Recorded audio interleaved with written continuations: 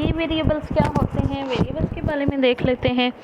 Variables सी में variables क्या होते हैं। Variable is a nothing but a name given to storage area that our programs can manipulate. यानी value जो हैं, फॉर एग्जांपल आप कैलकुलेशन करते हो, ठीक है, आपको ये पता है कि कंप्यूटर क्या है, कंप्यूटर के अंदर मेमोरी होती है जो डाटा प्रोसेस होने के लिए जाता है।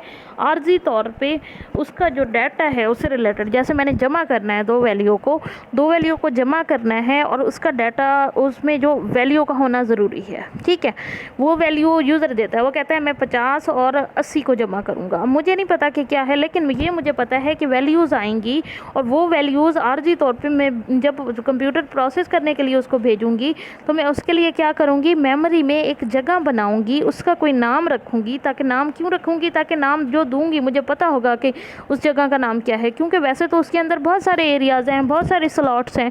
तो जो स्टोरेज एरिया मेमोरी के अंदर वो यूज़ करता है और जिसका मैं नाम रखती हूँ, और उसका नाम और उसकी नाम तो चेंजेबल नहीं होता, लेकिन उसकी वेरिएबल की वैल्यू जो है वो वेरी करती है, यानी चेंज होती रहती है टाइम टू टाइम। हर यूज़र अपने मुताबिक उसको चेंज कर देता है, उसके अंदर अपनी मर्ज़ी का डाटा डाल देता है, उसको हम कहते हैं वेरिएबल, ठीक है। वेरिएबल क्या है, a name given to a storage area that our programs can manipulate, या that is a name given to a particular memory location that our programs can manipulate. आप स्टोरेज एरिया की बजाय storage device की तरफ जहन चला जाता है, वो ना करो, बल्कि क्या रख लो, मेमोरी लोकेशन कह लो, ठीक है। Each variable in C has a specific type. अब ये भी पता है कि आप वैल्यू जो यूज़ करते हो, वैल्यू मुख्तलिफ तरह की होती हैं, डिफरेंट टाइप्स की होती हैं, विच determine the size and layout of a variable memory. जो वेरिएबल की मेमोरी होती है उसके साइज़ भी फिर होता है। फॉर एग्जांपल एक वैल्यू है 225 और एक है 225.5 या 225.1, लेकिन दोनों वैल्यू में बहुत ज़्यादा फ़र्क है। क्यों फ़र्क है, एक है इशारिया वाली वैल्यू और एक है इशारिया के बाद वाली वैल्यू। जो इशारिया के बाद भी वैल्यू मौजूद है और वो बाद की वैल्यू भी अलहदा से सिंपल, उसको कैलकुलेशन के लिए भी थोड़ा सा कम्प्लेक्स जाएगा, तो जिसकी वजह से मेमोरी भी उसको ज़्यादा चाहिए होगी। इशारिया से पहले वाली भी वैल्यू उसने रखनी होगी और इशारिया के बाद वाली भी, वो चाहे एक नंबर ही क्यों ना हो, वो चाहे इशारिया 0 ही क्यों ना हो, ठीक है। जगह तो महसूस कर लेगा, क्या पता 0 की बजाय कोई और यूज़र जो है 225.10 कर ले, ठीक है। तो मेमोरी जो है वो ख़ास साइज़ की होती हैं और उसका साइज़ किसके ज़रिए हमें पता चलता है कि उसके अंदर जो डाटा रखा जाएगा उसके लिए। यानी अगर मैं एक वैल्यू डाटा रख रही हूँ होल नंबर, जैसे सिंपल बग़ैर इशारिया वाले नंबर, और एक में डाटा रख रही हूँ इशारिया वाले नंबर, तो मेमोरी उसके नंबर उसके वैल्यू के हिसाब से रखी जाएगी, जिसको हम कहते हैं डाटा टाइप्स की। यानी उसको हम आम जनरल में क्या बोलेंगे कि वेरिएबल किस पे डिपेंड करता है, डाटा टाइप पे। द नेम ऑफ वेरिएबल किस तरह से रखा जाता है, जो आपने आइडेंटिफायर के नेम रखने के रूल पढ़े थे कि यानी वो कैरेक्टर कैपिटल आ सकता है और स्मॉल लेटर्स आ सकते हैं, कैपिटल आ सकते हैं, नंबर्स आ सकते हैं, और उसके अलावा अंडरस्कोर सिर्फ यूज़ कर सकते हो। तो डिजिट ये भी देखा था कि डिजिट कभी भी पहले नहीं आएगा, ये भी देखा था कि वो कभी भी कीवर्ड के नाम पे वो वेरिएबल नहीं रखा जाएगा। यानी जो आइडेंटिफायर के रूल हैं सेम वेरिएबल के नाम रखने के भी वही सेम रूल अप्लाई होते हैं, ठीक है। वो या लेटर से स्टार्ट होगा वेरिएबल का नेम, या किससे स्टार्ट होगा, अंडरस्कोर से, ठीक है। अपर और लोअर केस दोनों यूज़ होते हैं।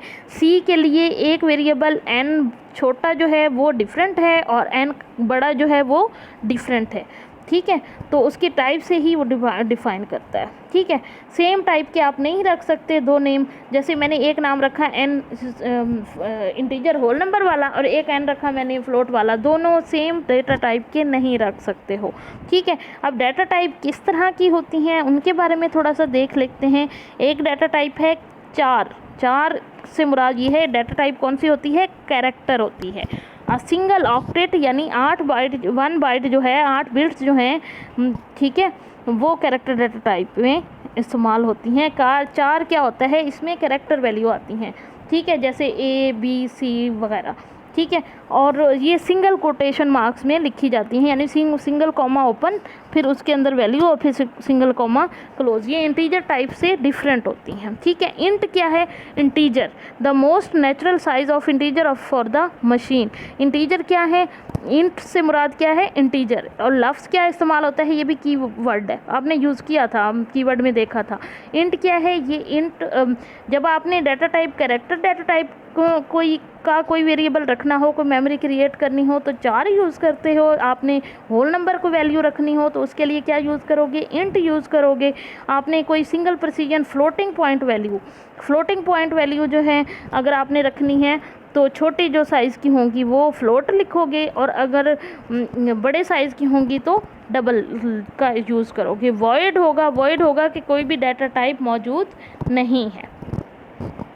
सी प्रोग्रामिंग लैंग्वेज, उसके अलावा कोई और भी होती हैं, एनम होती हैं, जैसे पॉइंटर होते हैं, एरेज होते हैं, यूनियन वगैरह, ये भी सी सपोर्ट करती है। वेरिएबल की डेफिनेशन क्या होती है? इसकी डेफिनेशन देख लो। Variable definition tells the compiler where and how much storage to create for the variable. अब वेरिएबल को जब भी आप प्रोग्राम के अंदर डिफ़ाइन करने लगते हो, डेफिनेशन से मुराद यहाँ पे क्या है कि वेरिएबल की तारीफ़ नहीं, डेफिनेशन तो इंग्लिश में वो आप पढ़ चुके हो कि मेमोरी लोकेशन होती हैं। इसमें होता है कि सी प्रोग्राम के अंदर आप वेरिएबल कैसे डिफ़ाइन कर सकते हो, आप एक मेमोरी कैसे क्रिएट कर सकते हो, कौन सी इंस्ट्रक्शन लिखोगे जिससे कंपाइलर को या प्रोसेसर को, कंपाइलर वगैरह को, उस प्रोसेसर को पता चलेगा कि वेरिएबल मेमोरी कौन सी एलोकेट करनी है, कितनी करनी है और किस डाटा टाइप की करनी है। तो वो आप एक इंस्ट्रक्शन लिखोगे जिससे ऑटोमेटिकली मेमोरी के अंदर वैल्यू जो है, स्पेस जो है क्रिएट हो जाएंगी और उनके नाम लिखे जाएंगे। किस तरह से लिखा जाता है? पहले टाइप लिखी जाती है, ठीक है, यानी ये जो डाटा टाइप आपने ऊपर पढ़ी है, इंट है, कैरेक्टर है, फ्लोट है, डबल है, ठीक है। उसके बाद लॉन्ग है, लॉन्ग जो है वो इंटीजर का डबल जो होता है वो है, ठीक है। वेरिएबल की लिस्ट होती है कि वो वेरिएबल जिनके आपने जो आपने मेमोरी के नाम लिखने हैं। Here type must be a valid C data type, जैसे कैरेक्टर हो गई, वारचार हो गई, इंट हो गई, फ्लोट, डबल, बूलियन या इस तरह की। और वेरिएबल लिस्ट में है कि आपने मेमोरी का नाम क्या दिया है। जैसे इसकी एग्जांपल देख लो, इंट टाइप की मैंने 3 मेमोरी क्रिएट की। एक का नाम था आई, एक का जे और एक का के। सिंगल लिखोगे तो आई लिख के आप टर्मिनेटर क्लोज कर दोगे। अगर डबल मतलब ज़्यादा है वेरिएबल तो आई, जे, के, और इस सूरत में क्या होगा? 3 मेमोरी क्रिएट हो जाएंगी और एक का नाम होगा आई, एक का नाम होगा जे और एक का नाम होगा के, ठीक है। आई के साइज़ क्या होगा? 2 बाइट होगा, जे का साइज़ 2 बाइट होगा, के का साइज़ 2 बाइट होगा। कैरेक्टर है तो कैरेक्टर के लिए यानी मेमोरी के अंदर 2 बाइट के साइज़ की होगी, इंटीजर की बात कर रही हूँ। कैरेक्टर है, उसके 2 वेरिएबल हैं, क्या है? सी और सी एच। 2 वेरिएबल क्रिएट करेगा, एक का नाम होगा सी और कितने बाइट का होगा? 1 बाइट का, ये आप पढ़ चुके हो। और सी एच जो है वो कितने बाइट का होगा? वो भी 1 बाइट का। एक का नाम सी होगा और एक का सी एच का होगा, ये 1 बाइट की। इंटीजर की कितने बाइट की होंगी? 2 बाइट की। आई भी 2 बाइट की होगी, उसका नाम अलग होगा। जे भी 2 बाइट की होगी, उसका नाम होगा सेपरेट। के भी 2 बाइट की होगी, उसका भी सेपरेट नेम होगा। यानी 3 इंटीजर टाइप की 3 मेमोरी क्रिएट हुई। कैरेक्टर टाइप की कितनी हुई? 2 हुई। फ्लोट टाइप की आपने करेक्ट करनी है तो एफ़ और सैलरी, एक एफ़ के नाम की होगी और एक सैलरी के नाम की होगी। एफ़ का साइज़ का कितना होगा? 4 बाइट होगा। फ्लोट की जो मेमोरी होती हैं वो कितने बाइट की होती हैं? 4 बाइट की। इंट की 2 बाइट, कैरेक्टर की 1 बाइट, फ्लोट की 4 बाइट, डबल की 8 बाइट, ठीक है। तो line int I J K declare and define the value variables I J and K which instruct the compiler to create variable name. क्या होगा? आई जे और के होगा। किस टाइप का होगा? इंट टाइप का होगा। इंट से पता चल जाएगा कि ये कितनी वैल्यू, कितनी उसमें जगह असाइन करनी है। वेरिएबल कैन इनिशलाइज्ड, अब वैल्यू अब ये खाली है, यानी सिर्फ हमने मेमोरी क्रिएट की, उनके अंदर अभी वैल्यू नहीं गई, ठीक है। तो आपने वैल्यू देनी है तो क्या करोगे? इस तरह 2 तरीके होते हैं। इस तरह होता है डाटा टाइप दे दो, वेरिएबल का नेम दे दो, इक्वल लिख के। इक्वल यहाँ पे ये इस्तेमाल नहीं होता, बल्कि ये क्या है? असाइनमेंट ऑपरेटर है जो वैल्यू को असाइन करता है वेरिएबल के अंदर, ठीक है। जैसे यहाँ पे देख लो, int D is equal to 3, F is equal to 5। Int type की दो मेमोरी क्रिएट हुई, डी है उसकी वैल्यू कितनी हो गई 3 हो गई, और एफ है उसकी वैल्यू कितनी हो गई 5 हो गई। बाइट जो है वो जेड टाइप की है, बाइट टाइप की आपने जेड नाम का वेरिएबल क्रिएट किया और उसमें 22 डाला। कैरेक्टर है, कैरेक्टर नाम का एक्स शो किया और उसमें वैल्यू कौन सी डाली, एक्स कैरेक्टर शो की। ठीक है, इनिशियलाइजेशन के बगैर कोई भी वैल्यू नहीं होती। वेरिएबल को डेक्लरेशन भी आपने देख ली कि वेरिएबल की डेक्लरेशन देख ली। अब इसकी ज़रा एक एग्जांपल देख लेते हैं कि क्या इसकी एग्जांपल है। ये एक कंपाइलर है, मैंने इसमें एक प्रोग्राम लिखा। कौन सा प्रोग्राम है, इंक्लूड पहले लिखा, ठीक है। उसके बाद है इंट मेन फंक्शन स्टार्ट हो गया। ये आपका प्री प्रोसेसर डायरेक्टिव है और जिससे ये पता चलता है कि ये स्टेटमेंट एग्जीक्यूटेबल तो नहीं है, लेकिन हेडर फाइल इंक्लूड अपने पास करा दे, हेडर फाइल को रेडी कर ले, रेडी फंक्शन, क्योंकि इसके अंदर जो फंक्शन है उसको हमने इस्तेमाल करना है। ठीक है, अब वेरिएबल ये है आपकी वेरिएबल डेक्लरेशन। ठीक है, ये लाइन आपकी क्या है, वेरिएबल डेक्लेरेशन की। सबसे पहले डाटा टाइप दी हुई है, डाटा टाइप कौन सी है, इंट है। ठीक है, उसके बाद वेरिएबल का नाम है, क्या नाम है, एक का n1 है और एक का n2 है। आप n1 का नाम की अलग मेमोरी क्रिएट होगी और n2 के नाम की अलग मेमोरी, यानी दो मेमोरी क्रिएट होंगी। एक का नाम होगा n1 और एक का n2। किस डाटा टाइप की होंगी, उसके अंदर कौन सा डाटा रख सकेंगे, इंटीजर टाइप का। इंटीजर क्या है, होल नंबर टाइप का डाटा उसके अंदर रख सकते हैं। ठीक है, उसके बाद है अब अभी रख सकते हैं, यानी उसके अंदर अभी हमने वैल्यू डाली नहीं है। कैसे डालेंगे, ठीक है, n1 यानी वेरिएबल का सिंपल एक ही तो ये तरीका है कि सिंपल वेरिएबल का ऊपर डिक्लेयर कर दो, डिफाइन कर दो, नीचे आके उसके अंदर वैल्यू डाल लो। n1 के अंदर खाली जो मेमोरी पड़ी थी उसके अंदर वैल्यू कौन सी चली गई, 5 चली गई, और n2 के अंदर कौन सी वैल्यू चली गई, 8 चली गई। ठीक है, अब इस प्रोग्राम का पर्पज़ क्या है, इस प्रोग्राम का पर्पज़ है मैंने दो नंबर को ऐड करना है। ठीक है, यानी दो नंबर लेने हैं, होल नंबर होंगे, इंटीजर टाइप के होंगे, n1 और n2 होगा। उन दो नंबर को दो नंबर में वैल्यू देनी है। वैल्यू क्या है, 5 और 8। अब मैंने जमा करवाना है या माइनस करवाना है तो यहाँ पे कर सकती हूँ, यहाँ पे मैं करवा देती हूँ इसको जमा। ठीक है, मैंने जमा किया और इस प्रोग्राम को, उसके अलावा नीचे हेलो वर्ल्ड भी लिखा हुआ है। ठीक है, तो अब इस प्रोग्राम को मैं रन करती हूँ। ये कंपाइल किया उसने, ऊपर आप देख सकते हो क्या लिखा हुआ आ रहा है, 13 is equal to sum of 2 digit number. ठीक है, आपको ये तो पता है कि नंबर कौन कौन से हैं, 5 और 8। 5 और 8 को जब भी जमा करेंगे वो कितने बनते हैं, 13 बनते हैं। परसेंटेज डी क्या है, इसके बारे में मैं आपको अभी बताती हूँ। ये है कॉन्स्ट क्वालिफायर। ये क्या है, कॉन्स्ट क्वालिफायर या लिटरल है, जो जिसमें ये बताता है कि असल वैल्यू ये नहीं है, बल्कि इसकी जगह एक इंटीजर की वैल्यू आएगी जो कि मैं ये जो कॉमा ख़त्म होगा इसके बाद बताऊंगा। ठीक है, अब कॉमा डबल कोटेशन मार्क्स ख़त्म हो रहे हैं, कॉमा आ रहा है, और ये यानी परसेंटेज डी में कौन सी वैल्यू वो शो करा देगा, n1 प्लस n2। अब n1 की वैल्यू क्या है, 5 है, वो पुट कर देगा। n2 की वैल्यू क्या है, 8 है, पुट कर देगा। दोनों को क्या करेगा, जमा करेगा। जमा करके इसका जो जवाब है वो इस कॉमे के अंदर जहाँ पे परसेंटेज डी यूज़ किया हुआ है उधर शो करा देगा। ठीक है, अगर मैं परसेंटेज डी यूज़ नहीं करती वो आपको रिज़ल्ट शो नहीं कराएगा। रन कर लो, ये देखो रिज़ल्ट शो नहीं हो रहा। अगर मैं कर देती हूँ, एंटर करूँगी, अगर मैं कर देती हूँ, क्या करती हूँ, परसेंटेज डी यूज़ करती हूँ। क्या यूज़ करती हूँ, परसेंटेज डी, परसेंटेज का यूज़ करती हूँ और डी यूज़ करती हूँ। तो रन करती हूँ, ये क्या शो करा देगा, परसेंट, यानी वो जो आपने n1 और n2 किया था दोनों को जमा किया और उसका जवाब कहाँ पे आ गया, ये आ गया।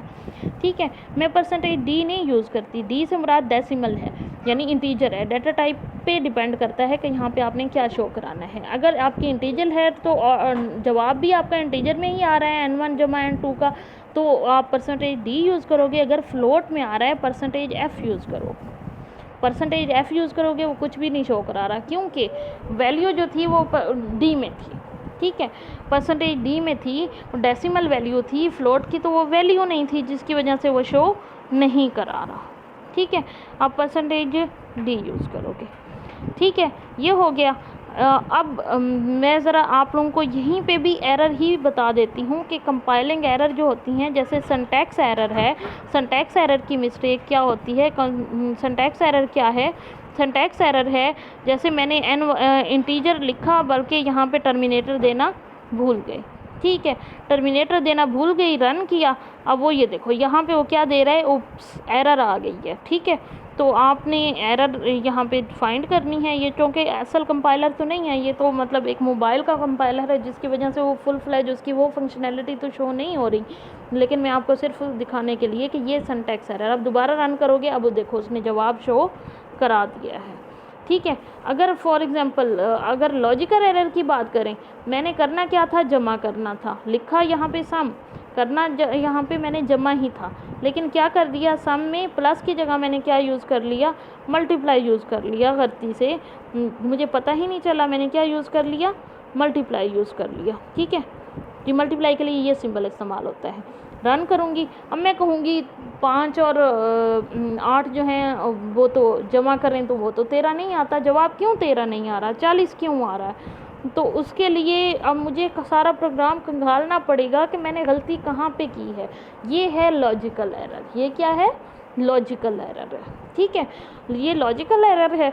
अब इसको देख लेते हैं, लॉजिकल एरर की समझ आ गई, यानी यहाँ पे प्लस की बजाय मैंने गलती से, सिर्फ मुझे अंदाज़ा नहीं हुआ, मैंने क्या कर दिया, गलती से मल्टीप्लाई का सिंबल यूज़ कर दिया। अब रन करूँगी, अब उसके बाद अब मुझे पता चल जाएगा कि मेरा क्या गलती थी। हाँ, अब 1 तो कोई है ही नहीं, ठीक है, तो उसके लिए ये देखो अब दोबारा सही आंसर आ गया है, ठीक है। और रन टाइम एरर क्या है, रन टाइम एरर है मैं गलती से डिवाइडेड बाय ज़ीरो कर दी, डिवाइडेड बाय ज़ीरो कर देती हूँ, इसको रन करूँगी,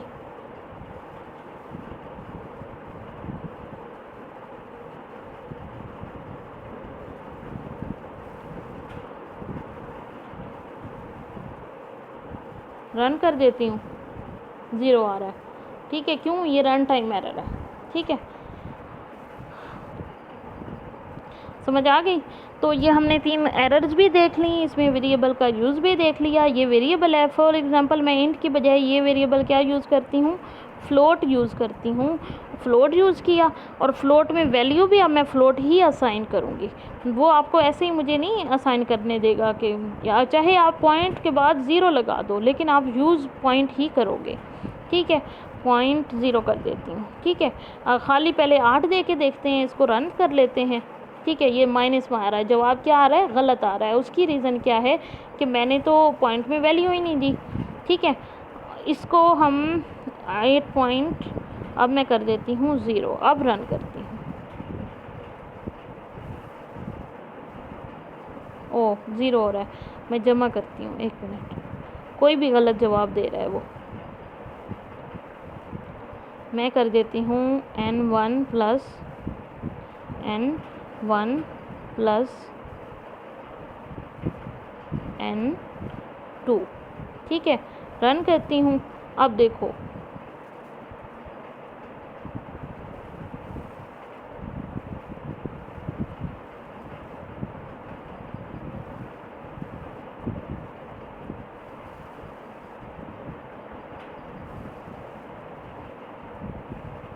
परसेंटेज चूँकि डी यूज़ कर रही हूँ इस वजह से, परसेंटेज डी की बजाय अब चूँकि फ़्लोट की वैल्यू है तो रन करूँगी, अब फ़्लोट की वैल्यू ही 13.800 आ रहा है, ठीक है।